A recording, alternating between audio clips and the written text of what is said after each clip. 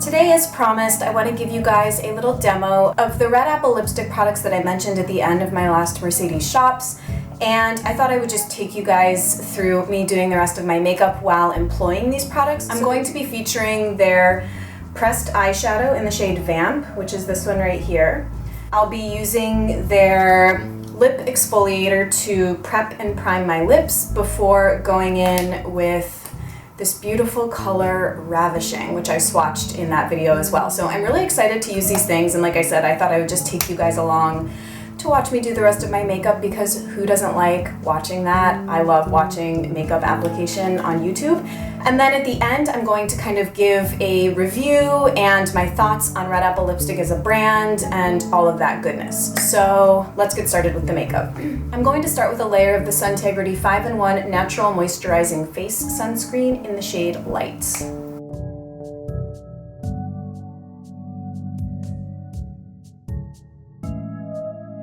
Then I'm going to press a little bit of the Studio 78 concealer in at dawn under my eyes and around my nose, but not fully blend it in yet.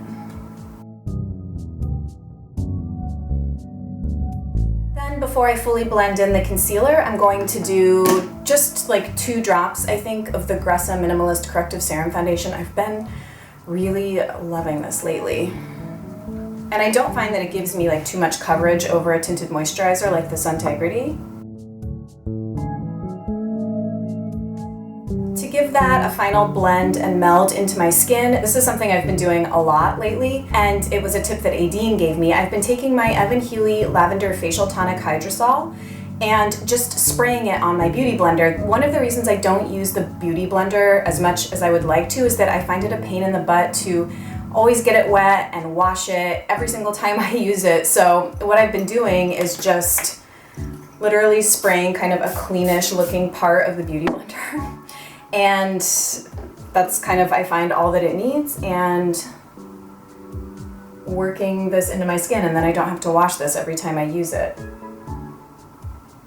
I feel like someone might yell at me for doing this, but I don't really care. So since there's going to be quite a bit going on both the eyes and the lips, which, by the way, I would probably never really do in my day-to-day life, certainly not in my day-to-day life, maybe for an evening out, but it's going to be a lot going on, so I'm going to keep the rest of the face really neutral. I'm just going to first give a tiny bit of warmth with the Studio 78 bronzer in the shade We Evade, using my MAC 187 stippling brush for, I just want like a little bit of color. I don't want a super bronzy look. And then to kind of balance out the eyes and the lips, I think I'm going to kind of tie it all together with just a very light amount of RMS Diabolique dabbed into my cheeks.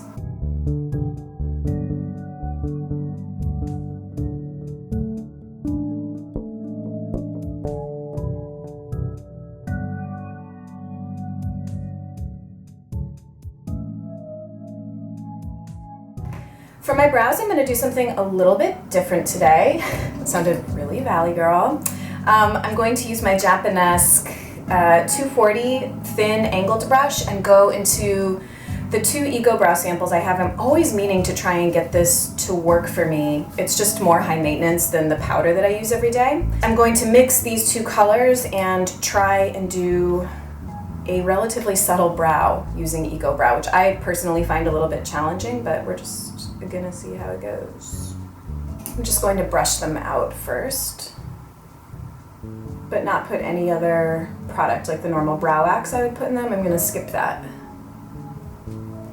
Aside, I recently started watching the YouTube channel Tamira Jarrell, I think is her name. A commenter let me know about her. If you love big bushy brows, she is like your girl for brow goals. Her brows are incredible.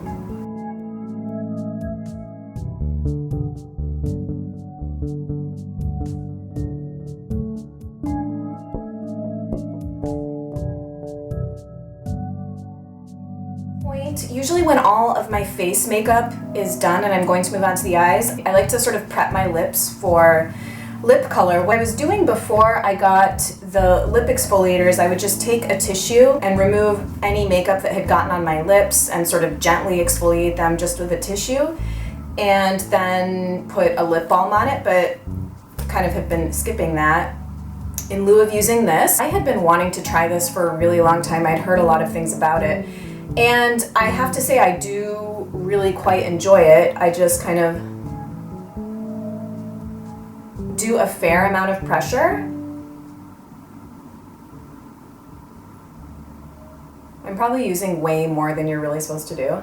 And then usually I'll just let this sit on my lips like through doing my eye makeup and then take it off. But for the sake of this video, because I don't want to look like I have this on my lips while I'm doing the rest of my makeup, I'm just going to remove it right now and keep my lips hydrated before we do lip color with my Well People Nudist Color Balm in number 7. I absolutely love this. Those are my exfoliated lips. It actually worked quite well today. Some days I find it works better than others for whatever reason. Maybe it's just skin that's ready to be removed, but just throw a little of this on.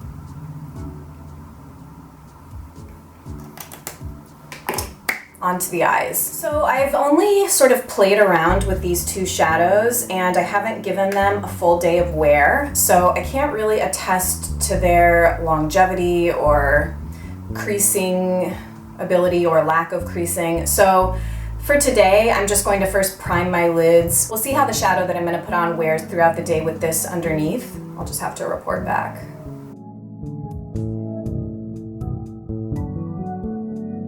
Now I'm just going to do a single wash of the color Vamp all over my lid. I am a single wash of color person. I am a minimalist when it comes to eye makeup. I'm not even really an eyeshadow wearer, but I'm going to first just kind of go in and pat it on my lid and then barely blend it up into the crease with a MAC 217. I don't like shadows blended up really high. I personally don't care for really elaborate blended eyeshadow looks, so we're just gonna go very simple.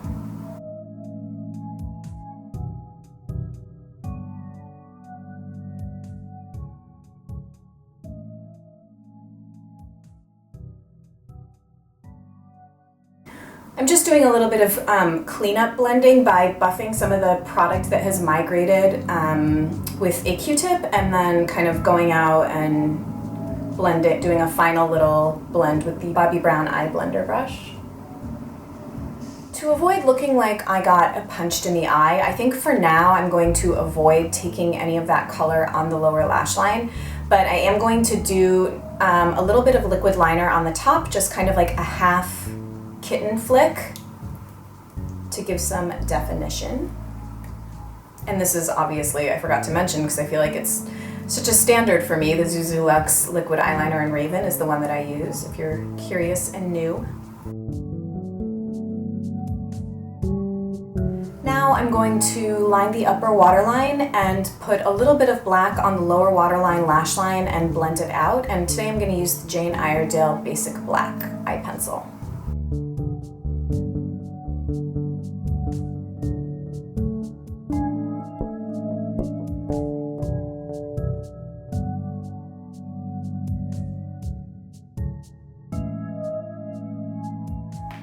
Time for tons of mascara. Today it's going to be a couple coats of Too Faced Better Than Sex.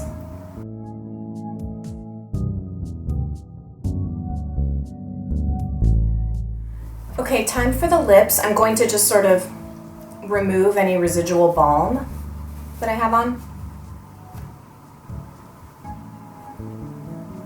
And I'm first going to use my new and amazing Jane Iredale lip liner in the color Berry.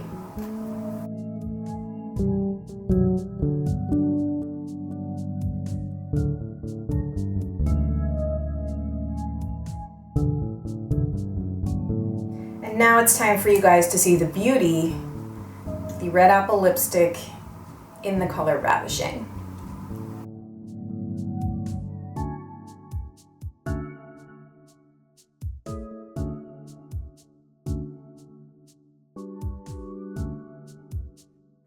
So let me take my hair down and model this makeup for you. I always feel so stupid like doing these shots.